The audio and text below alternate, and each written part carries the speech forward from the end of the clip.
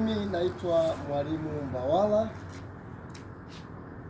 lakini basi katika tasnia yangu ya ualimu nafundisha mambo mbalimbali. Jambo la kwanza ninalofundisha maisha na ujasiriamali. Watu wengi sana wanashindwa kuelewa na wanaamini kwamba kuwa na pesa huenda ni nguvu za uchawi, nguvu za giza. Basi naomba niwaambie jambo moja kubwa katika mafanikio ya kimaisha.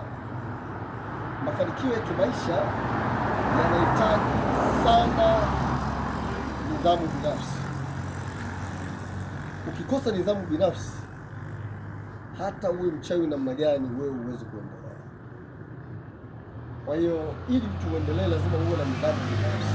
Nidhamu binafsi kwanza kabisa lazima ianze katika kiwango cha kazi. Mfano, mtu anaamka saa 3 asubuhi anakwenda kazini, sio? Anapoamka saa 3 asubuhi, wateja na watu mbalimbali mara nyingi hawezi kufanya naye kazi kwa sababu hayuko serious na kazi zake. Lakini ukiwa na nidhamu binafsi, kwanza kabisa utaheshimu muda wa kazi. Mfano, niangalie, nimeacha kitanda changu saa 11:30 na nikaondoka kutoka kazini. Nimekuwa na nidhamu na kazi yangu.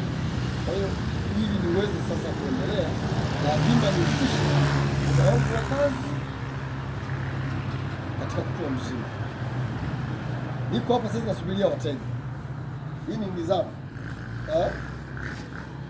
Kama unavyoona nywele zangu ziko vizuri. Huu ni utii wa muda na nidhamu. Sasa yule mtu anayelala hapana, huwezi kwenda naye. Hilo liko jambo la kwanza. Lakini jambo la pili, katika maisha yetu lazima tuweze kuwa na malengo mahususi. Katika shughuli yangu, jambo la kwanza kubwa, nataka nifanye nini? Kwa hiyo utakapokuwa na malengo mahususi, hata kama utapata pesa ya kutosha zaidi, huwezi kuchanganyikiwa kwa sababu tayari una malengo mahususi. Kwa hiyo malengo mahususi yatakufanya utoke pale ulipo. Umeona? Umeheshimu muda, umeweka malengo yako mahususi. Lakini baada ya kuwa na malengo mahususi, lazima uhakikishe kwamba utafanya vipi, utakuwa vipi na wateja wako. Wateja wako unawatengenezaje? Unawatengenezaje wateja wako? Lazima sasa ifike pahala wewe uwe na teamwork ambayo ya wateja. Wateja ndiyo sababu ya mafanikio na maendeleo yao. Kwa hiyo sasa lazima utengeneze sasa connection ya